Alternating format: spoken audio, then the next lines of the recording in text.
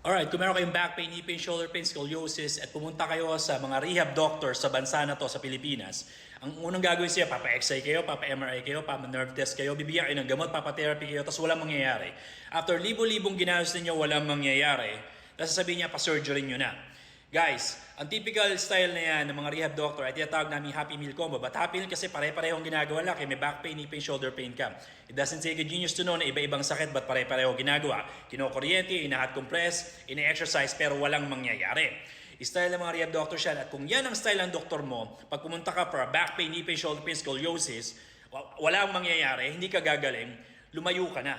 Maghanap ka na ng ibang pupuntahan. Come to an Active Life Clinic. Hindi ko sila sinisiraan, pero ito ang experience ng almost 100% ng mga taong pumupunta sa mga ospital, pumupunta sa mga rehab doctors, pumunta sa mga physical therapists. Wala nangyayari, puro test, puro gastos, pero walang nangyayari. Come to an Active Life Clinic.